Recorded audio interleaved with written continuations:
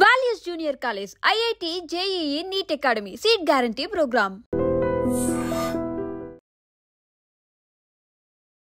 అప్పుల బాధ భరించలేక ఓ ఆర్మీ జవాను తనువు చాలించారు.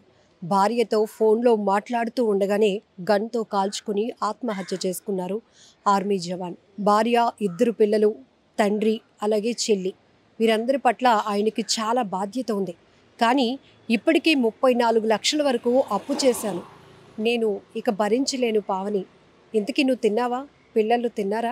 నాన్నను జాగ్రత్తగా చూసుకో. చెల్లికి మంచి సంబంధం చూసి పెళ్లి చేయాలి. ఈ బాధ్యతలన్నీ నువ్వే తీసుకోవాలి అంటూ ఈ మాటలు చెబుతూ ఉండగానే ఆయన ఫోన్లో తన భార్యతో మాట్లాడుతూ గన్ తీసి కాల్చుకుని ఆత్మహత్య చేసుకున్నారు. ఎంత బాధాకరం! అప్పుల వల్ల ఎన్నో కుటుంబాలు ఛిద్రమైపోతున్నాయి. కుటుంబంతో సహా, పిల్లలతో సహా భార్య, భర్త తెగించి ప్రాణాలు తీసుకోవాలని, తనువు చాలించాలని బలవన్ మరణాలకు పాల్పడుతున్న ఘటనలు చాలానే చూస్తున్నాం. ఇప్పుడు మరొక ఆర్మీ జవాన్, ఆయన శ్రీ సత్యసాయి జిల్లాకు చెందినటువంటి ఆర్మీ జవాన్ తన భార్యతో ఫోన్లో మాట్లాడుతూ ఉండగానే ప్రేమగా పావని అని పిలుస్తూ ఆయన మొత్తం కుటుంబ బాధ్యతలన్నీ కూడా ఫోన్లో మాట్లాడుతూ ఉండగానే ఇక నా వల్ల కావటం లేదు, ఈ బాధ్యతలన్నీ నువ్వే తీసుకోవాలి, కుటుంబాన్ని నువ్వే చూసుకోవాలి, పిల్లల్ని బాగా చదివించాలి అనుకున్నాను, కానీ ఇక నా వల్ల కావటం లేదు అంటూ ఆయన ఆత్మహత్య చేసుకున్నారు. అసలు పూర్తి వివరాల్లోనికి వెళ్దాం ఈ దుర్ఘటనకు సంబంధించి. శ్రీ సత్యసాయి జిల్లా కనగానపల్లి మండలం శివపురం కొట్టాలకు చెందిన కంచుకుంట మురళి 30 సంవత్సరాల ఆర్మీ జవాన్. 2017 నుంచి కూడా సిఆర్పిఎఫ్ జవాన్గా పనిచేస్తున్నారు. 5 ఏళ్ల క్రిందట ప్రేమించి లోకపావనిని పెళ్లి చేసుకున్నారు. వీరికి తారక్ రామ్ అనే ఒక 4 ఏళ్ల అబ్బాయి, అలాగే మహి 2 సంవత్సరాల పాప ఉన్నారు. తండ్రి ముత్యాలన్నకి చర్మ సంబంధ క్యాన్సర్ వ్యాధితో ఆయన బాధపడుతూ ఉండటం వల్ల ఆయనకి ట్రీట్మెంట్ కోసమని ఇప్పటికే ఈ ఆర్మీ జవాన్ మురళి గారు సుమారు 30 లక్షల వరకు కూడా అప్పు చేశారు.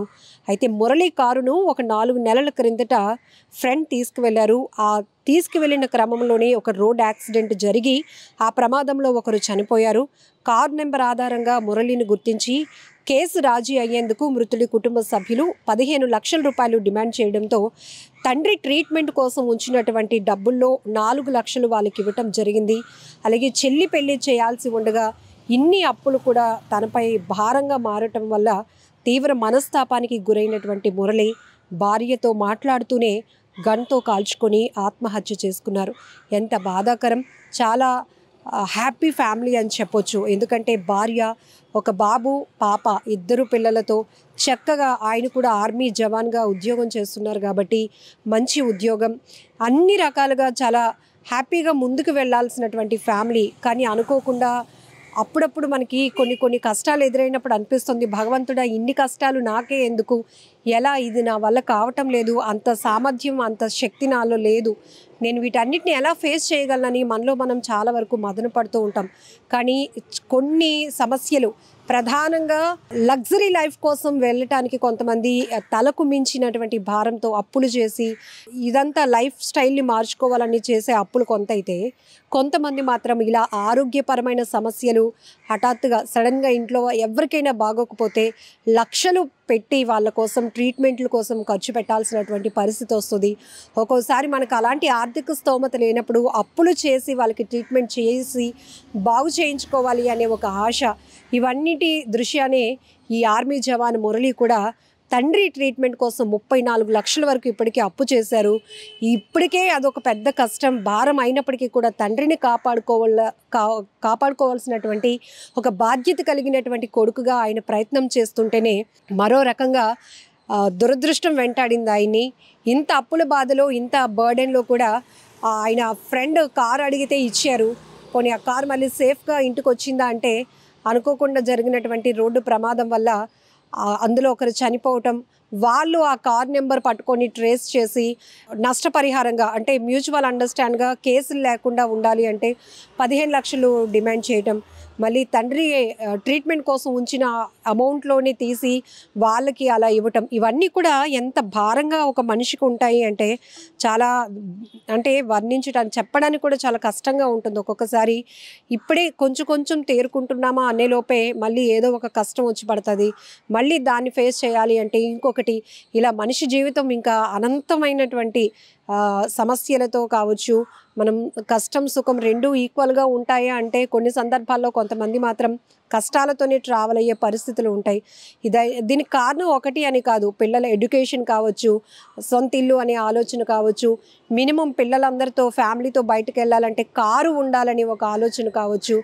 అందరిలాగే మనం కూడా కొంచెం ఎందుకు మంచిగా బ్రతకూడదు, మనం కూడా అన్నీ ఎందుకు వస్తువులు ఏర్పాటు చేసుకోకూడదు, ఈఎంఐలు పెట్టుకుందాం, నెలవారీ కట్టుకుని అప్పులు తీర్చుకుంటూ ఇవన్నీ మనం అనుభవిద్దామనే ఆలోచన. ఇవన్నీ రకరకాలుగా ఒక మధ్యతరగతి కుటుంబం వారికి ఎదురయ్యే సమస్యలు, చుట్టూ వైఫైలా తిరిగేటటువంటి సమస్యలు ఇవన్నీ కూడా.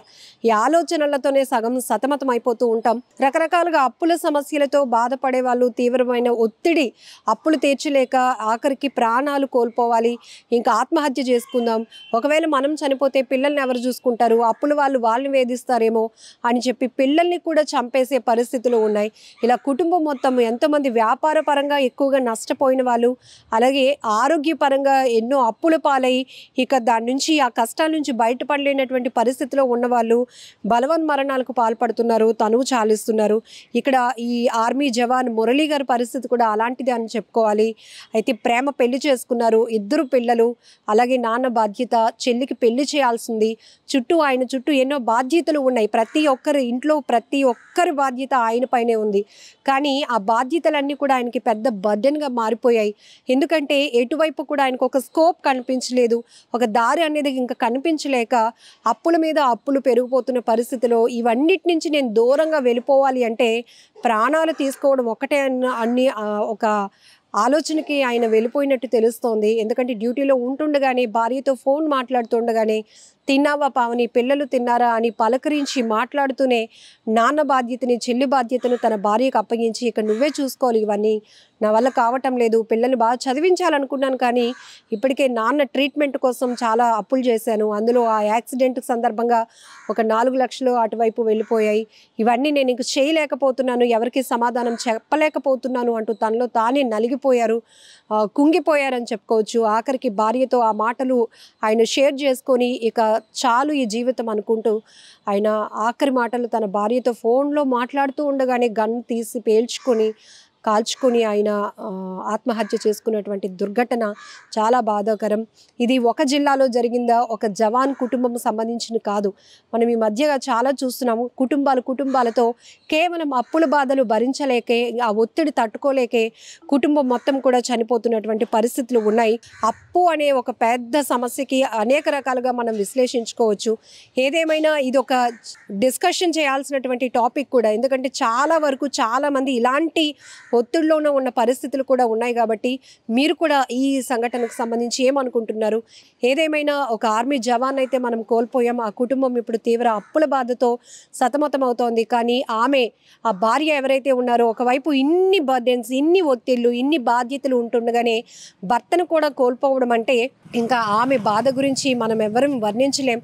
కన్నీరు మున్నీరుగా వెలిపేస్తోంది ఆమె. భర్తను కూడా కోల్పోతే నాకు ఆధారం ఏంటి, నేను ఒక్కదాన్ని వీళ్ళందరినీ ఎలా చూసుకోగలుగుతాను, అటు మామయ్య ఇటు భర్త అప్పచెప్పినటువంటి బాధ్యత, వాళ్ళ చెల్లి పెళ్లి బాధ్యత, 2 చిన్న పిల్లలు, చిన్న పిల్లలతో నేను ఎలా ముందుకు వెళ్ళగలుగుతాను అని ఆమె గుండెలు బాదుకుంటూ రోధిస్తున్నటువంటి తీరు ప్రతి ఒక్కరి కంట కన్నీరు తెప్పిస్తోంది. నిజంగా ప్రస్తుతం ఉన్నటువంటి సమాజం దేనికి ప్రయారిటీ ఇస్తుంది? ఆర్థిక సంబంధాల చుట్టూ మాత్రమే తిరుగుతుంది. మళ్ళీ ఎన్నికలంగానే చాలా విరక్తి కలుగుతాం. మంచి అనిపిస్తుంది కదా, లేడీస్ కూడా ఛాలెంజింగ్ జాబ్స్ చేసినప్పుడు చాలా బాగుంటది. ట్రాఫిక్ అసిస్టెంట్స్ గా నియమించిన ట్రాన్స్జెండర్స్ అందరితో సాల్యూట్ చేయించుకుంటున్నారు. ఫుడ్ డెలివరీ ఇవ్వటానికి వెళ్ళినటువంటి డెలివరీ బాయ్ అనిల్ పై కళ్ళ ముందు